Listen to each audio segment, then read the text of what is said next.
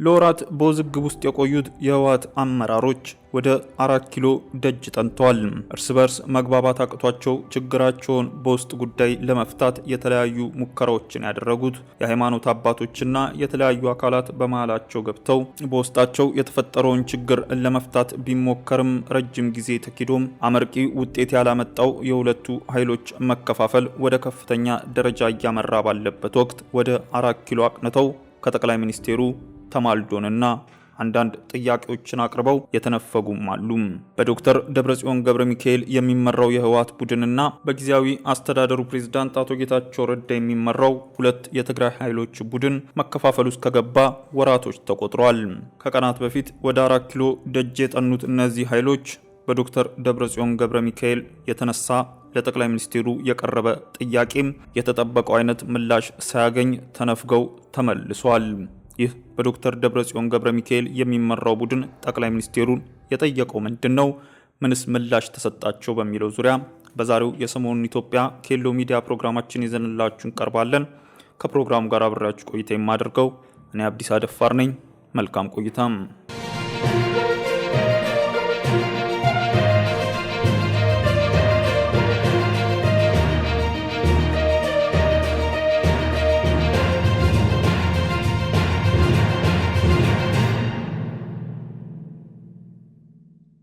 ለወራት በዘለቀ ውዝግብ ውስጥ የቆዩት የትግራይ አመራሮች አንድ ላይ ተያይዘው የጠቅላይ ሚኒስቴሩን ደጃፍ ጠንተዋል። ጠቅላይ ሚኒስቴሩንም ተማጽነው የተነፈጉት ነገር ሳይኖር አይቀርም ሚዲያው እየተቀባበለ ይገኛል።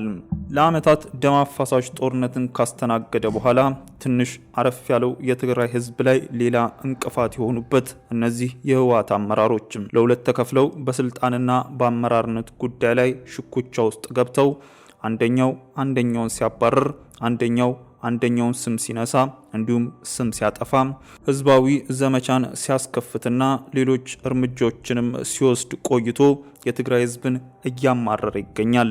በዚህ መልኩ ለወራት በዘለቀው ውዝግብ ውስጥ የሚገኙት የህወሓት አመራሮች አዲስ አበባ ውስጥ ከጠቅላይ ሚኒስቴር አብይ አህመድ ጋር እና ከሌሎች የፌዴራል መንግስቱ ከፍተኛ ባለስልጣናት ጋር በትግራይ ውስጥ ስላለው አጠቃላይ ሁኔታ ውይይት ማድረጋቸው ሳይዘገብ አልቀረም።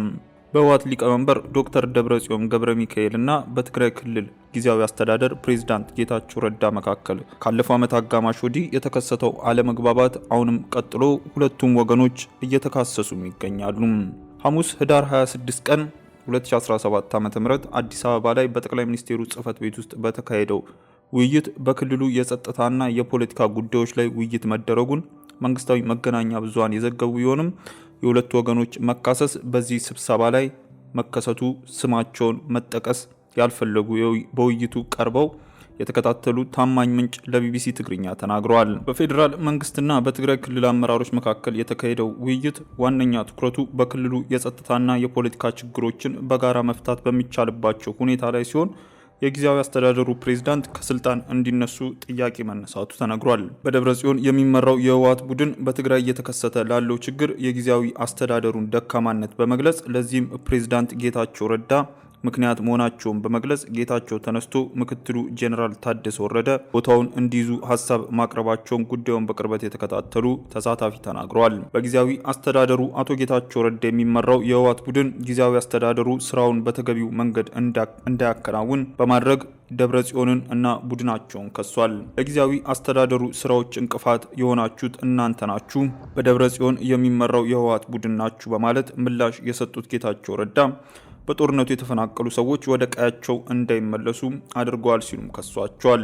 በድርጅቱ አባላትና አመራሮች እንዲሁም በብሔራዊ ምርጫ ቦርድ እውቅና ያላገኘው የህወሓት ጠቅላላ ጉባኤ ተካሂዶ አቶ ጌታቸው ረዳና እንዲሁም ሌሎች ከፍተኛ አመራሮች ከፓርቲው ከተባረሩ በኋላ ደብረጽዮን የሚመሩት ቡድን ጊዜያዊ አስተዳደሩ መሪዎችን ስልጣን ላይ ጥያቄ ሲያነሳ ቆይቷል። አቶ ጌታቸው የጊዜያዊ አስተዳደሩ ፕሬዝዳንትነትን ቦታ የያዙት በህወሓት ውክልና ነው በሚል ከኃላፊነታቸው እንዲነሱ የፌዴራል መንግስቱን ሲጠይቁም ነበር። አሁን ውዝግቡ እየተባባሰ ባለበት ጊዜም ነገሮችን ለመፍታት ከጠቅላይ ሚኒስትሩ ጋር በተደረገው ስብሰባ ደብረጽዮን ይህንን ጥያቄ ነበር ያነሱት። ዶክተር ደብረጽዮን ገብረ ሚካኤል አቶ ጌታቸው ረዳ ከጊዜያዊ አስተዳደር መሪነታቸው ተነስተው በቦታው ጄኔራል ታደሰ እንዲተኩ ያቀረቡት ሐሳብ ግን ጠቅላይ ሚኒስትር አብይ አህመድ ሳይቀበሉ መቅረታቸውን ምንጮች ለቢቢሲ ትግርኛ ተናግሯል። ጊዜያዊ አስተዳደሩ ስራውን እንዳያከናውን የትግራይ ሰራዊት ከጎናችን ነው በማለት ህዝቡን ግራ እያጋባችሁት ነው በማለት የደብረ ጽዮንን ቡድን የወቀሱት ጠቅላይ ሚኒስትሩ በስመ ምክር ቤት በሚል ህዝቡን እየረበሻችሁ ነው በማለትም ወቅሷቸዋል። ጠቅላይ ሚኒስትሩ ጨምሮም መንግስታቸው የክልሉን ጊዜያዊ አስተዳደር ሙሉ በሙሉ ድጋፍ አድርጌለታለሁ እንደማይል በማንሳት ጊዜያዊ አስተዳደሩ ክልላዊ ምርጫን እስኪያደርግ ድረስ የሚጠበቅበትን እያከናወነ እንደሚቆይ ማሳወቃቸውን ስለ ውይይቱ ለቢቢሲ የተናገሩት ምንጮች ገልጸዋል። በዚህ ሀሳብ ያልተደሰተው በደብረ ጽዮን ገብረ ሚካኤል የሚመራው የህወሓት ቡድን አቶ ጌታቸው ከጊዜያዊ መንግስቱ መሪነት እንዲወርዱ በያዘው አቋም የጸና መሆኑን ስማቸውን መጥቀስ ያልፈቀዱ ምንጮች ተናግረዋል።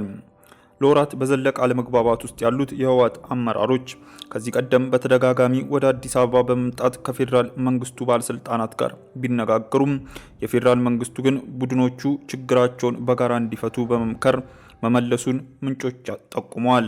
በዚህ በጠቅላይ ሚኒስትሩ ጽህፈት ቤት ውስጥ ቀኑ ሙሉ በተካሄደው ስብሰባ ላይ በክልሉ እየተካሄደ ነው በሚል በስፋት ስለሚነገረው ህገወጥ ማዕድን ማውጣት የተነሳም ሲሆን ህዝብ እና አገርን በሚጠቅም ሁኔታ በህጋዊ መንገድ መካሄድ አለበትም ተብሏል። ሁለቱ ወገኖች የክልሉን ህዝብ ጸጥታ፣ የመልካም አስተዳደርና የልማት ፍላጎት በማሟላት በጋራ ለመስራት መስማማታቸው የተገለጸ ሲሆን በጦርነቱ ከመኖሪያቸው የተፈናቀሉ ነዋሪዎች ወደ ቀያቸው የሚመለሱበት እንዲሁም ታጣቂዎችን ወደ መደበኛ ህይወት መመለስ በተቀላጠፈ ሁኔታ እንዲካሄድ ከስምምነት ላይ መድረሳቸውም ተነግሯል።